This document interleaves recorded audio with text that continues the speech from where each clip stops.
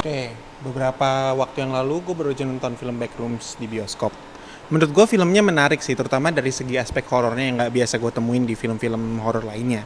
Tapi yang bikin gue bingung dan mungkin tertarik juga ya, gue ngeliat reaksi penonton di Indonesia itu beragam gitu, dan mostly banyak yang bilang kalau horornya itu nggak ngena bagi mereka. Dari situ gue jadi penasaran, kenapa sih kayak gitu? Kenapa sih reaksinya kayak gitu? Yuk kita bahas.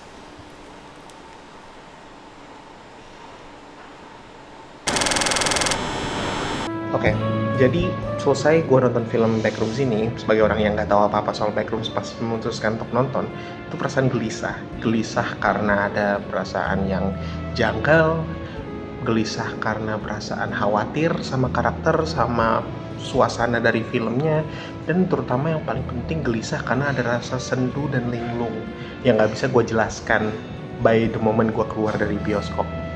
Dan dari situ, karena gue nggak tahu apa-apa soal itu, gue jadi penasaran dong tentang apa sih Backrooms dan segala macamnya. Jadi dari situ gue memutuskan untuk bukan nonton, tapi interview temen gue, Dwi, yang lebih tahu banyak soal apa itu Backrooms. Aman kan suara? Aman? Tes. Tes aman ya? Oke. Oke. Oke, Wi, kan gue abis nonton film Backrooms kan, Mhm. dan gue kayak masih bingung lah kayak asal muasalnya dari mana. I mean sebelum kita bahas tentang filmnya dan segala macam, gue penasaran deh sebenarnya Backrooms itu asalnya dari mana sih, Wi? Ya, jadi asalnya itu idenya bukan dari Ken Parson ya. Oh, bukan. Iya, walaupun dia yang bikin film Backroom ini. Hmm. Jadi original idenya itu dari postingan di 4chan, Mhm. kalau nggak salah di paranormal gitu.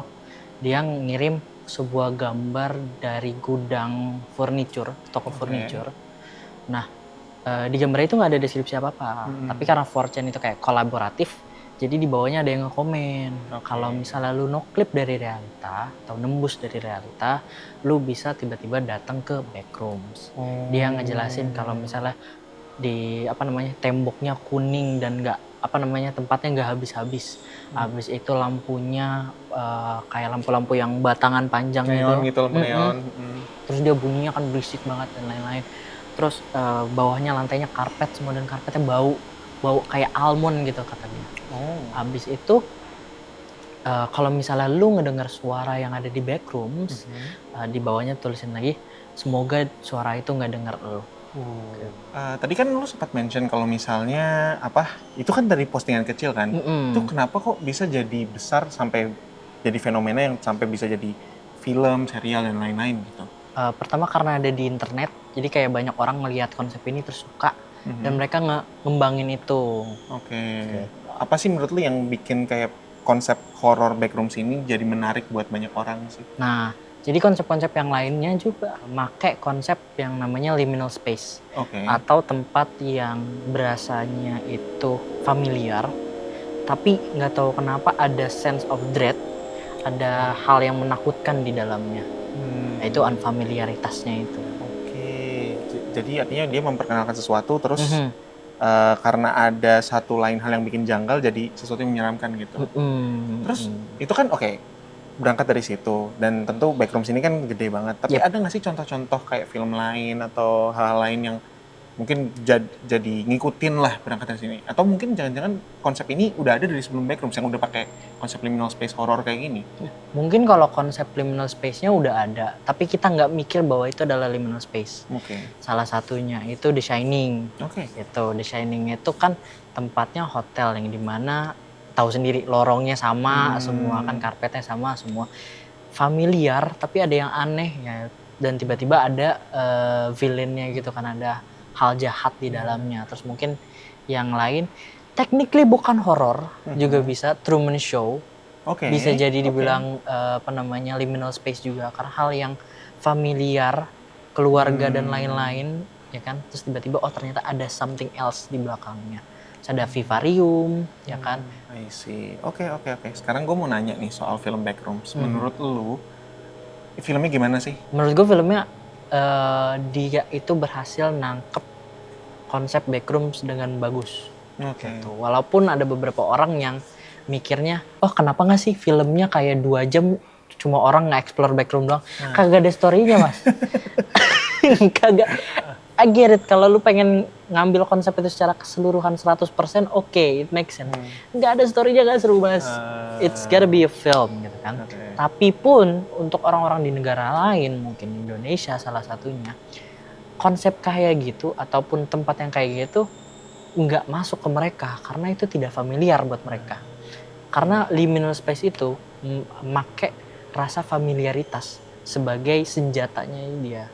Kalau dia nggak familiar, tempatnya nggak teringet kayak, oh gue pernah ngeliat tempat ini nih, maka itu nggak bakalan jadi serem. Jadi artinya nilai kuat dari liminal space horror itu adalah penonton tuh harus familiar, harus kenal sama ininya. Betul. Karena kan kalau compare sama supernatural horror ya supernatural ya kita nggak perlu kenal dengan suasana itu. Ya, kita walaupun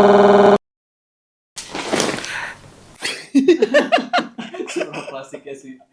tahu. Dari yang gue temuin, basically semua diskursus terkait film Backrooms di Indonesia bisa dirangkum dari tweet yang gue temuin ini. Dari Microbio tweet, dia bilang, kenapa kritik Backrooms dari orang Indo kebanyakan gak jelas, gak dikasih tahu secara gamblang maksudnya apa.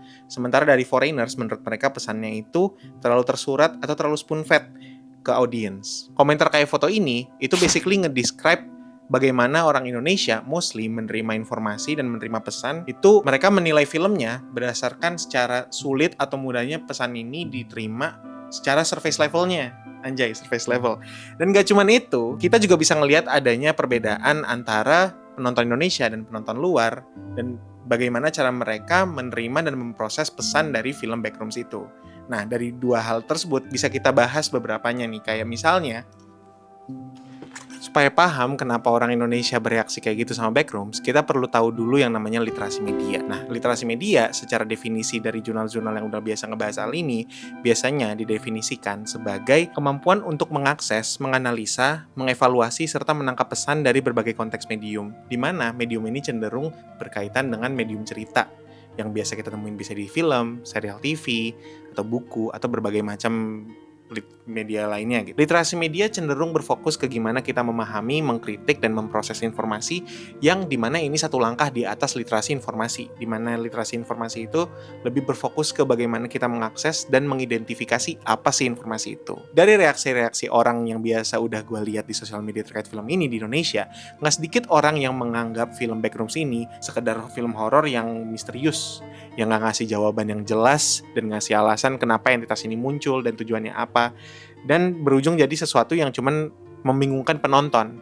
Padahal sebenarnya di luar permukaan film itu, kita bisa ngelihat film Backrooms ini tujuannya apa. Kita bisa ngebaca tujuan film ini dari naskah dan pengarahan filmnya. Dengan memperkenalkan Backrooms, suatu franchise YouTube yang letak horornya cuman di labirin dan segala macam, instead of melakukan hal yang sama di YouTube, keputusan film Backrooms memperkenalkan entitas ini dari sudut pandang Clark, seorang arsitek gagal yang berujung jadi pemilik toko furnitur dengan kondisi mental yang berantakan. Di sini kita diminta sebagai penonton melihat labirin ini dari sudut pandang dia, seseorang yang bermasalah, dan melihat kejanggalan ini melewati sudut pandang yang sinting ini, di mana itu menurut dia adalah suatu keajaiban, yang dimana dia bisa diterima sepenuhnya sebagai seseorang yang rusak. I like it in here. Kalau kita baca subteksnya lebih dalam, yang bikin Backrooms lebih serem, di luar labirin, di luar monster, adalah bagaimana mereka ngedepik memori. Kalau kalian ingat, di film Backrooms, ada satu kutipan ya, di mana poin dari Backrooms itu yang diulang berkali-kali, adalah bagaimana Backrooms ini berusaha untuk mengimitasi kenangan seseorang dengan pemahaman mereka, namun tidak bisa mereplikasinya secara sempurna. Yang bikin hal ini serem bukan cuma sekedar bagaimana itu janggal, bagaimana itu masuk uncanny valley, bagaimana itu menjadi sesuatu yang mirip tapi bukan sesuatu yang kita harapkan, tapi bagaimana kenangan itu bisa merubah sudut pandang seseorang. Bagaimana kita mengingat sesuatu itu bisa jadi persepsi yang berbeda dari apa yang sebenarnya terjadi.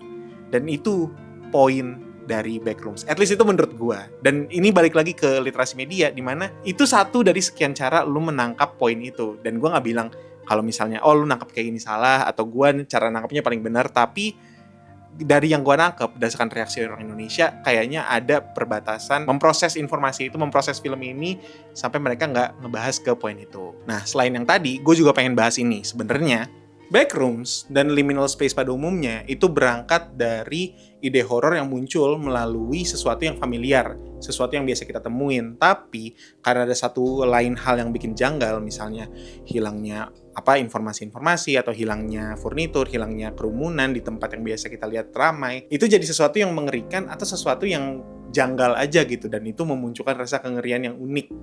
Nah, buat Backrooms, bagi pembuatnya, dia menilai bahwa dekorasi dinding, wallpaper warna kuning dengan pola arah yang terus berulang, lampu neon, dan dekorasi-dekorasi furnitur ala 90-an, itu menjadi sesuatu yang melekat banget sama budaya asal mereka. Hal-hal kayak gini itu menjadi konsep yang lumrah dan mudah diterima oleh Amerika, karena mereka udah punya konteks-konteks yang udah melekat dengan keseharian mereka. Nah, sayangnya, ketika itu berusaha diterjemahin ke Indonesia, itu jadi sesuatu yang tidak bisa dipahami secara langsung. Makanya ketika kita ngelihat Backrooms, orang Amerika kayak ngelihat, oh di antara sekat-sekat ada sesuatu yang lebih besar, sesuatu yang nggak familiar, ada sesuatu yang menandakan bahwa tempat ini tempat yang tidak terus terus ada dan tidak berhenti, dan itu jadi sesuatu yang mengganggu gitu, memberikan perasaan-perasaan yang nggak nyaman. Nah, tadi balik lagi ke poin yang Indonesia, hal-hal kayak gini nggak bisa kita nilai karena kita nggak punya cukup konteks untuk memahami hal tersebut. Kita nggak punya cukup konteks untuk menyadari bahwa,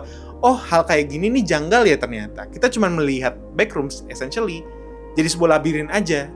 Labirin yang nggak berhenti, bukan sebagai sesuatu yang kita tahu gitu. Nah sekarang pertanyaannya, terus berarti konsep Backrooms dan liminal horror nggak bisa diterima sama orang Indonesia at all dong?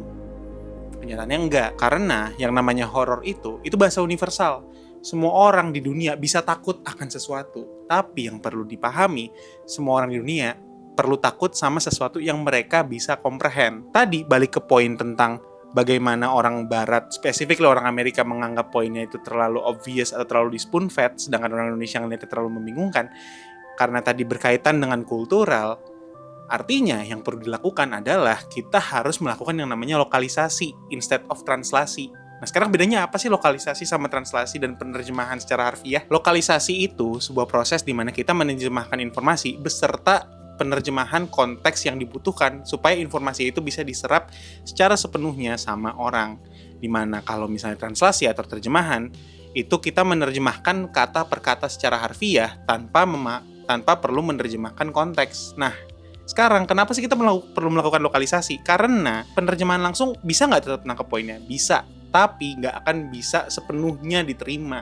Kita tetap harus memposisikan diri sebagai orang asing, dan kita jadinya nggak bisa melekatkan itu sebagai identitas kita sendiri sebagai penonton yang bukan asal dari budayanya. Dan itu bisa kita lihat dari bagaimana reaksi-reaksi orang Indonesia yang berusaha bikin Backrooms versi Indonesia. Kalau misalnya kita lihat konten-konten di sosial media, banyak yang bikin interpretasi apa sih yang terjadi kalau misalnya Backrooms terjadi di Indonesia. Gimana gambaran Backrooms di Indonesia? Ada yang bikin kayak gini. Gak bener ini. Gak sendirian aku di sini nih. Kayak gini. Dan kayak gini. Inilah betapa menyeramkannya Backrooms Dapur MBG. Yang ini nggak penting lah ya, nggak usah dibahas lah ya yang ini ya. Dari contoh-contoh tadi, kita bisa lihat kalau misalnya konsep liminal space dan horror Backrooms kayak gitu, itu sebenarnya bisa aja gitu loh diinterpretasi Indonesia. Tapi perlu penyesuaian dan segala macam yang bikin kita jadi paham gitu.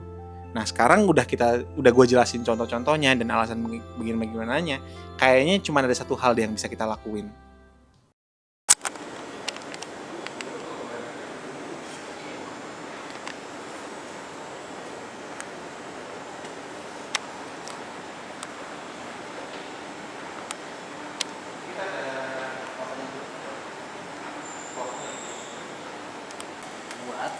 Biasanya bervibe kayak VHS.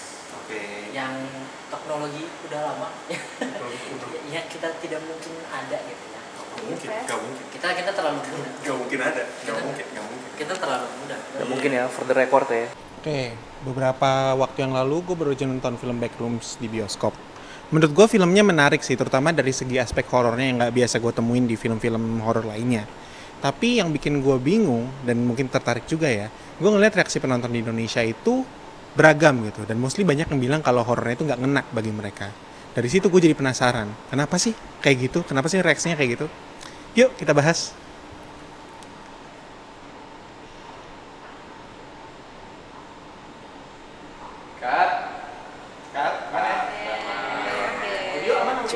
It's cool. Kameranya tadi gimana? Aman ya? Ini ntar gue cek footage-nya dulu ya. Oke, siap. Gue nih.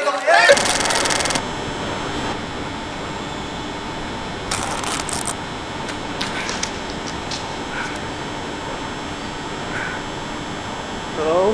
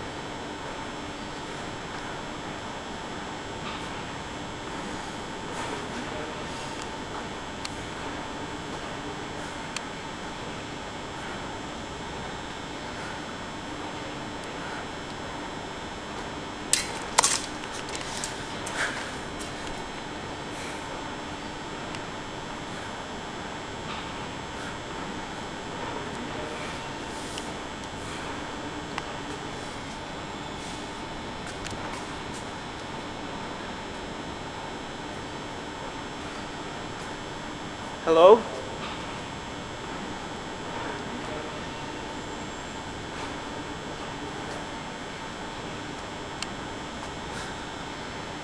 Hello?